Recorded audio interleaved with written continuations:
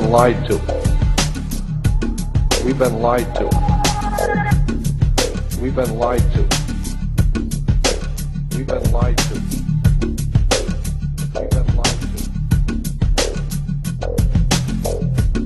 There are people who are guiding your life and you don't even know it. We've been lied to. You had better wake up and understand.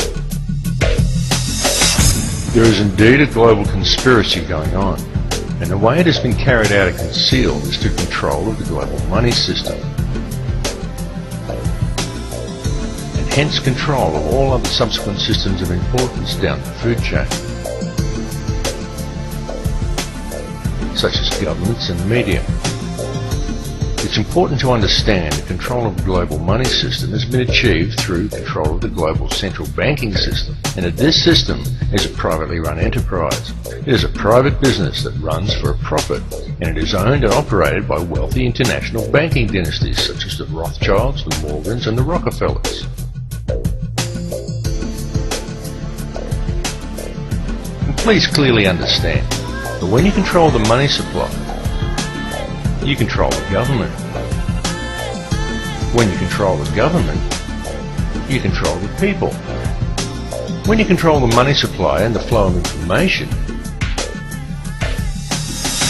you control the government, you control the people, and you control everything they know and everything they believe to be true. When you do it globally, you control all. It's that simple.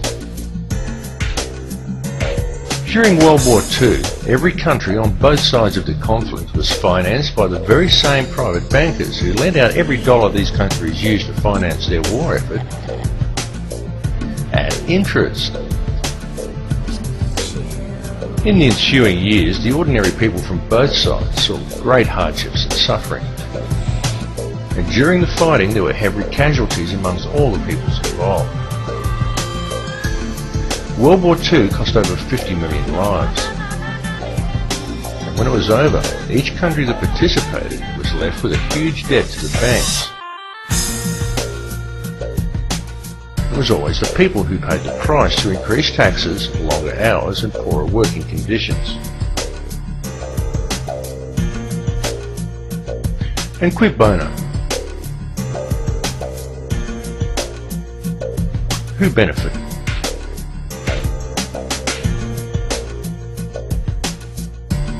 Well, J.D. Rockefeller stayed home, and he made profits in excess of $200 million from it. For international bankers, there is nothing more profitable than war.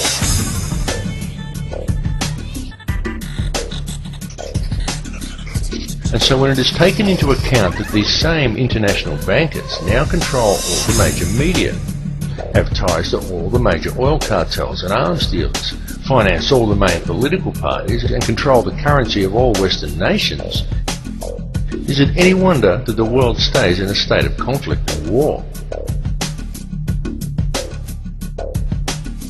In the months following World War II, a number of prominent members of Hitler's core Nazi infrastructure were smuggled out of Germany and into America in a documented joint operation conducted with the Vatican, known as Operation Paperclip.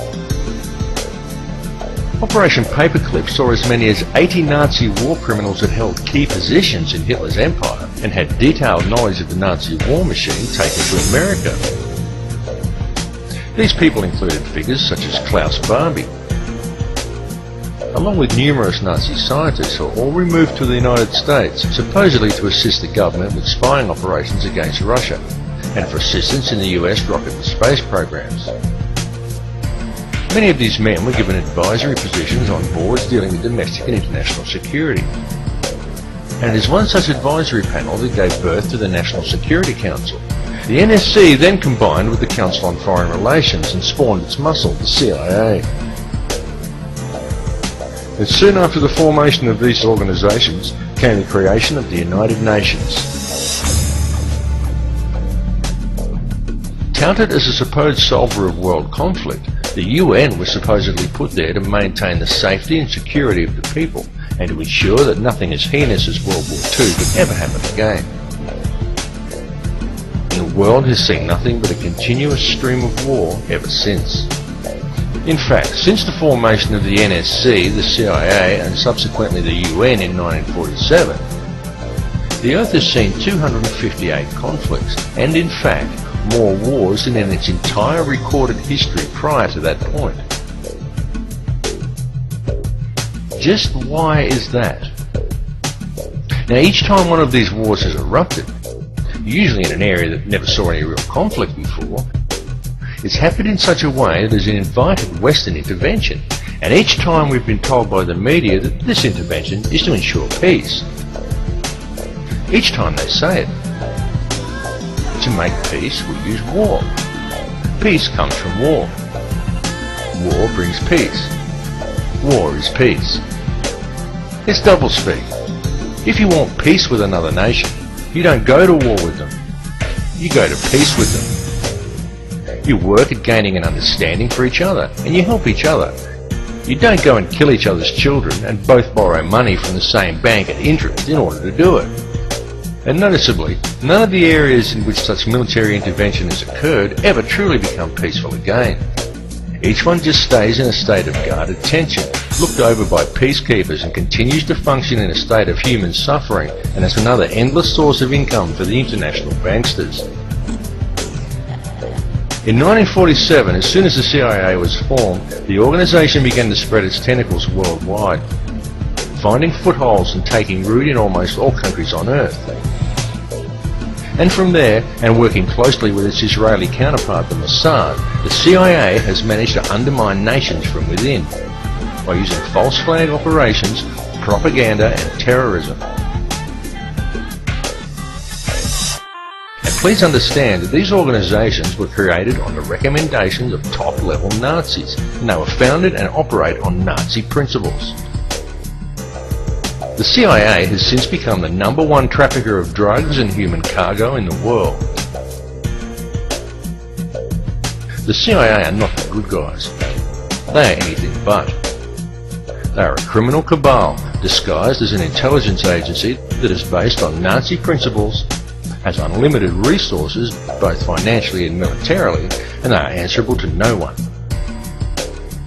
The CIA and Mossad function as virtually the one organization. Neither they or their agents have been responsible for virtually all terrorist bombings the world has seen in the last 60 years. Their prime mandate is to undermine world security and pave the way for the introduction of a global government controlled by a global monetary system. A global monetary system that is wholly owned and operated by private international banksters. At the end of World War II, the Reich didn't lose or surrender. Germany did. The Reich simply went underground and disappeared. The truth is that the Reich was controlled and financed by European bankers right from the start. And at the end of the war, they simply moved it to America and let it continue to function, but hidden in the shadows. And unbeknownst to the American people, or to Congress, or to the people of the world, it has continued to operate from behind the scenes. And over the last 60 years, it has infiltrated itself into all important levels of government and industry and the media, and has gradually spread itself out across the entire globe. Forget the politicians. They're irrelevant. The politicians are put there to give you the idea that you have freedom of choice. You don't. You have no choice. You have owners. They own you. They own everything. They own all the important land. They own and control the corporations. They've long since bought and paid for the Senate, the Congress, the state houses, the city halls. They got the judges in their back pockets, and they own all the big all the big media companies. So they control just about all of the news and information you get to hear. They got you by the balls.